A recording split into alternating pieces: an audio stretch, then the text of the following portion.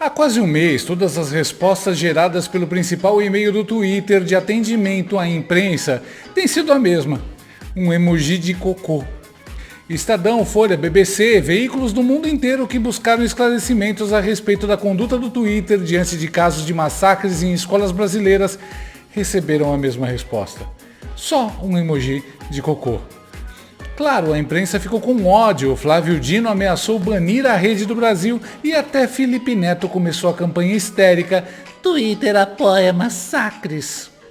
PT e esquerda querem tirar o Twitter do Brasil porque ele é o último canto da liberdade de expressão. Eles têm medo do Elon Musk e, a julgar pela entrevista que eu vou mostrar, eles têm que ter medo mesmo.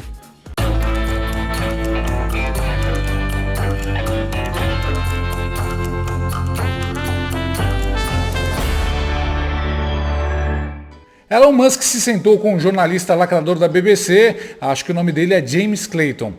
O papo começa com o jornalista entrevistando o Elon Musk, mas o jogo vira rapidamente.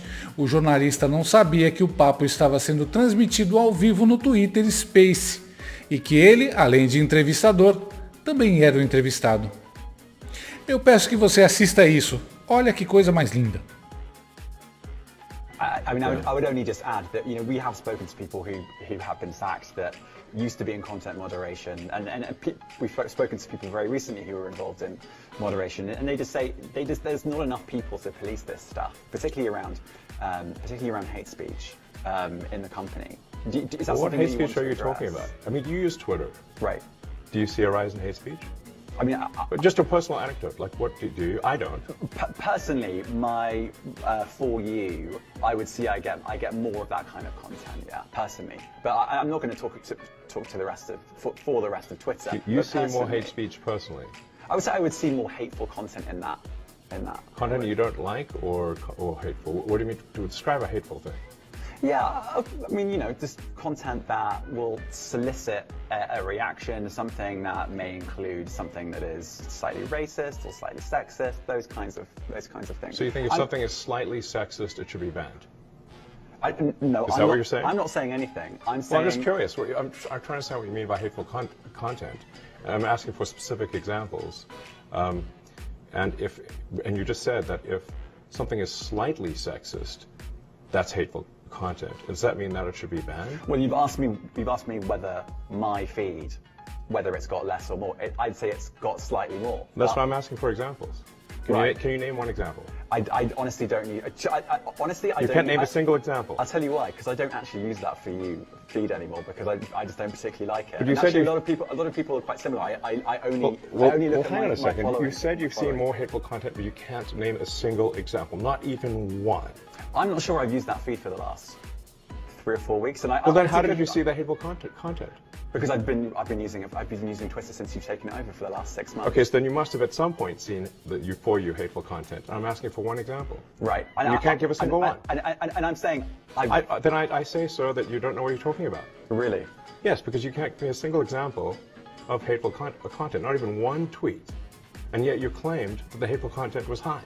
Well, That's false. no. What I claimed, just lied. What I claimed was there are many organisations that say that kind of information is on the rise. Now, whether it has on my Give me feed one or example. not, I mean, right, and Literally if you can't look at name someone one. like the Strategic Dialogue Institute in the UK, they will say that. So Look, people will say all sorts of nonsense. I'm literally asking for a Right. single example, and you can't name one. right, and as I've already said, I don't use that feed. But Well, then how would you know? I don't think this is getting anywhere. You literally said you experienced more hateful content, and then couldn't name a single example. Right, and as I said, That's absurd. I haven't actually looked at that feed. Then how say, would you for a know there's few hateful weeks. content? Because I'm saying that's what I saw a few weeks ago. I can't give you an exact example. Let's move on. We only have a certain amount of time. Wow. COVID misinformation. You Amazing. You changed the COVID misinformation. Has rules. BBC changed its COVID misinformation? The BBC does not set the rules on Twitter, so I'm asking you. No, I'm talking about the BBC's misinformation about COVID. I'm literally asking you about, you changed the labels, the COVID misinformation labels. There used to be a policy, and then it then disappeared. Why do that? COVID is no longer an issue. Does the BBC hold itself at all responsible for misinformation regarding masking and side effects of vaccinations, and not reporting on that at all? And what about the fact that the BBC was put under pressure by the British government to change its editorial policy? Are you aware of that? This is not an interview about the BBC. Oh, you thought it wasn't?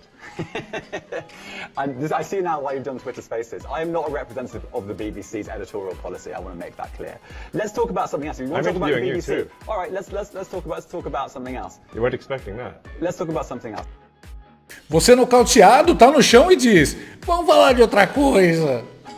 Esse vídeo mostra como tanta coisa que os jornalistas da velha mídia entregam para o público no dia a dia é tudo narrativa, dados tirados do bumbum deles. A esquerda é muito malandra na hora de moldar a linguagem para os propósitos dela. Quando ela fala em discurso de ódio, você pensa que ela está falando em ameaças de morte, racismo, essas coisas pesadas. E o que ela quer dizer realmente com discurso de ódio é qualquer opinião que eu não goste. Eles usam esse rótulo para que as pessoas ouçam e pensem: nossa, deve ter sido algo muito pesado o que eles disseram. E aí você vai ver, é um meme ou nem isso. A verdade é que a esquerda e a velha mídia se juntaram para combater com todas as forças a liberdade de expressão. E o Twitter agora, com Elon Musk, tem liberdade de expressão. Ontem mesmo, uma publicação mentirosa da Janja foi marcada como notícia mentirosa por usuários. Antes, só quem podia checar se algo era verdade eram as feministas de cabelo azul que trabalhavam no Twitter. Agora essa secagem é responsabilidade dos próprios usuários. Foi democratizada. A esquerda sabe que não ganha uma discussão onde houver liberdade de expressão. Ela sabe que terá seus crimes e sua hipocrisia expostos onde houver liberdade de expressão. Por isso, ela precisa criminalizar a liberdade de expressão, dizendo que ela permite o aumento do discurso de ódio, e assim censurar quem pensa diferente. Elon Musk não só trouxe liberdade de expressão ao Twitter, ele está lutando ferozmente por ela e expondo as mentiras dos lacradores. Não me admira que Lula e sua turma queiram bani-lo do Brasil. Eu só torço para que um dia a Globo News chame o Elon para uma entrevista.